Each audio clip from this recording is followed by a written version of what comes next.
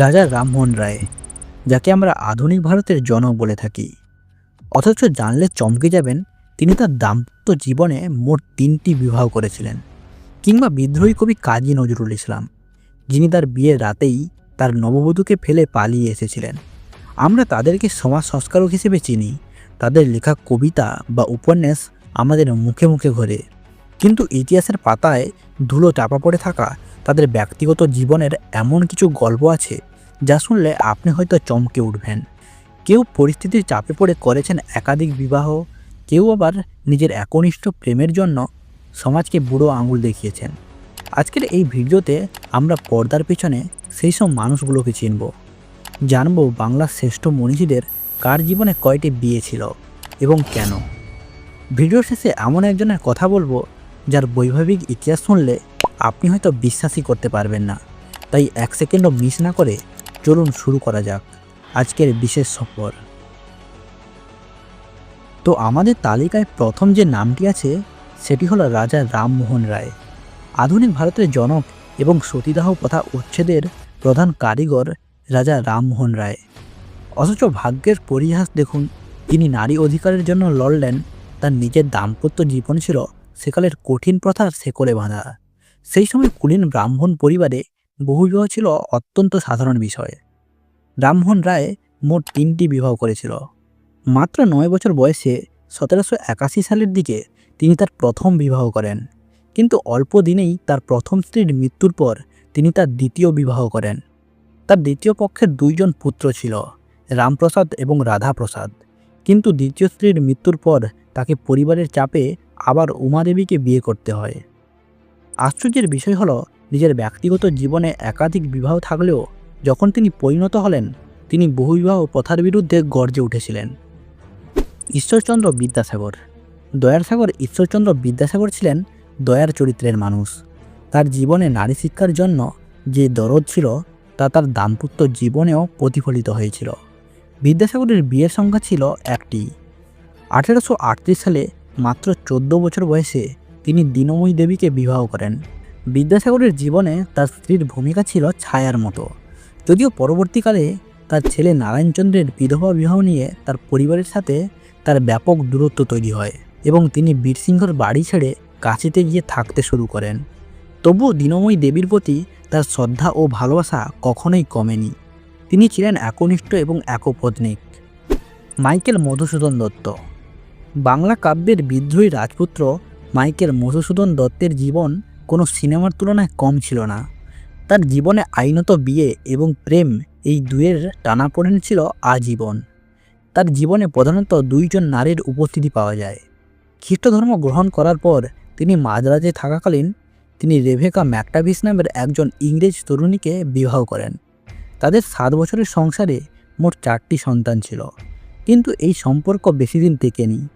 প্রধানত 1855 সালে মধুসূদনের বাবা রাজনারায়ণ দত্তের মৃত্যুর পর তিনি পৈতৃক সম্পত্তি উদ্ধারের জন্য মাদ্রাজ থেকে কলকাতা ফিরে আসার সিদ্ধান্ত নেন।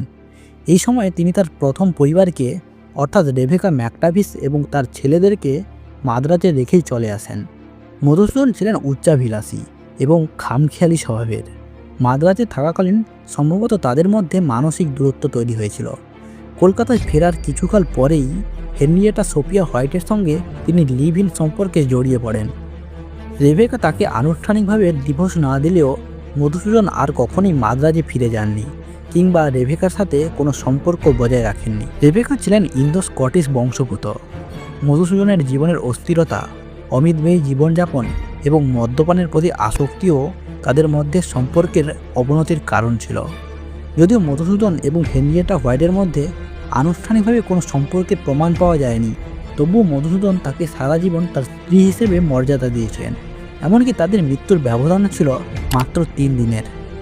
বঙ্কিমচন্দ্র চট্টোপাধ্যায়। বন্দে মাতরম মন্ত্রের ঋষি বঙ্কিমচন্দ্র চট্টোপাধ্যায়ের জীবনেও বিবাহের একটি করুণ অধ্যায় আছে। বঙ্কিমচন্দ্র চট্টোপাধ্যায়ের জীবনে বিবাহের সংখ্যা ছিল 2টি। বঙ্কিমচন্দ্র মাত্র 11 বছর বয়সে 1849 সালে 5 বছর বয়সী মোহিনী দেবীর সাথে বিবাহ করেন। মোহিনী দেবী 1859 সালে মারা যান। সেই সময় বঙ্কিমচন্দ্রের বয়স ছিল মাত্র 22 বছর। মোহিনী দেবীর মৃত্যুর সুনির্দিষ্ট কোনো রোগের নাম অধিকাংশ ঐতিহাসিক নথিতে পাওয়া যায় না। তবে তৎকালীন সময়ে কম বয়সে বিবাহ এবং যথাযথ চিকিৎসার অভাবে অনেক সময় মৃত্যুর ঘটনা ঘটত। কিছু সূত্র অনুযায়ী দীর্ঘ রোগভোগের পর তার মৃত্যু হয়েছিল, তবে নির্দিষ্ট রোগটি অজানা। প্রথম স্ত্রীর মৃত্যুর 1 বছর পর অর্থাৎ 1860 সালের দিকে বঙ্কিমচন্দ্র রাজলক্ষ্মী দেবীর সাথে দ্বিতীয়বার বিবাহ করেন। বঙ্কিমচন্দ্রের সাহিত্য সাধনায় তার দ্বিতীয় স্ত্রীর যথেষ্ট অনুপ্রেরণা ছিল বলে মনে করা হয়। শরৎচন্দ্র চট্টোপাধ্যায়। কথাশিল্পী শরৎচন্দ্র, যার কলমে নারীর অন্তরের কথা নিখুঁতভাবে ফুটে উঠত, অথচ তার সংসার জীবন ছিল বেশ রহস্যময়। তিনি যখন রেঙ্গুন অর্থাৎ বর্তমানের মায়ানমারে বার্মা পাবলিক ওয়ার্কস অ্যাকাউন্ট অফিসে কাজ করতেন, তখন তার নিচতলায় একজন বাঙালি মিস্ত্রি পরিবার থাকত। সেই মিস্ত্রি তার মেয়ে শান্তিদেবীর বিয়ে এক মদ্যপ ব্যক্তির সাথে ঠিক করেছিলেন। শান্তিদেবী শরৎচন্দ্রের কাছে বাঁচার অনুরোধ জানালে তিনি নিজে এগিয়ে এসে তাকে বিবাহ করেন। তবে 1908 সালে প্লেগ রোগে আক্রান্ত হয়ে শান্তিদেবী এবং তাদের 1 বছরের শিশুপুত্র মারা যায়। এই ঘটনা শরৎচন্দ্রকে মানসিকভাবে ভেঙে চুরমার করে দিয়েছিল। প্রথম স্ত্রীর মৃত্যুর 2 বছর পর তিনি পুনরায় বিবাহ করেন। তার এক বন্ধু কৃষ্ণদাস তাকে তার 14 বছর বয়সী বিধবা মেয়ে মোক্ষদাকে বিবাহ করতে অনুরোধ করেন। সেই যুগে বিধবা বিবাহ অত্যন্ত দুঃসাহসী ও প্রগতিশীল কাজ ছিল। শরৎচন্দ্র তাকে বিবাহ করে তার নাম দেন হিরণময়ী দেবী এবং তাকে পড়াশোনা শেখান। কাজী নজরুল ইসলাম। বিদ্রোহী কবি কাজী নজরুল ইসলাম 1921 সালে কুমিল্লার দৌলতপুরে সৈয়দা খাতুন ওরফে নার্গিসের সাথে তার বিবাহ ঠিক হয়। কিন্তু বিয়ের রাতেই ঘর জামাই থাকা নিয়ে বিবাদের জোরে নজরুল তার নববধূকে ফেলে রেখে পালিয়ে এসেছিলেন। এর 3 বছর পর তিনি ভালোবেসে প্রমীলা দেবীকে বিবাহ করেন। এটি ছিল একটি আন্তঃধর্মীয় বিবাহ, যা সেই সময় প্রবল আলোড়ন সৃষ্টি করেছিল। রবীন্দ্রনাথ ঠাকুর। পরিশেষে যাকে ছাড়া বাংলা অসম্পূর্ণ, সেই বিশ্বকবি রবীন্দ্রনাথ ঠাকুর।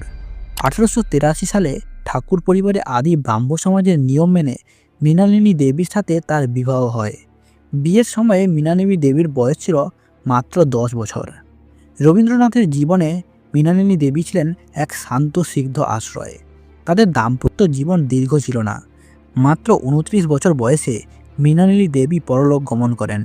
স্ত্রীর মৃত্যুর পর কবিগুরু আর দ্বিতীয়বার বিবাহের কথা ভাবেননি, বরং তার শোককে তিনি অমর করে রেখেছেন তার কাব্যগ্রন্থের কবিতাগুলোর মাধ্যমে।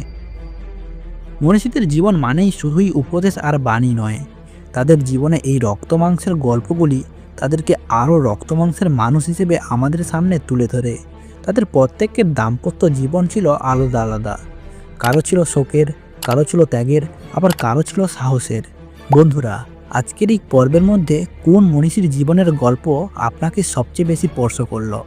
অবশ্যই কমেন্ট সেকশানে আমাদেরকে জানান। ভিডিওটি ভালো লেগে থাকলে অবশ্যই লাইক করুন এবং বন্ধুদের কাছে শেয়ার করে তাদেরকে জানার সুযোগ করে দিন। আর চ্যানেলটিতে নতুন হয়ে থাকলে অবশ্যই চ্যানেলটিকে সাবস্ক্রাইব করে পাশে থাকা বেল আইকনটিকে প্রেস করে দিন।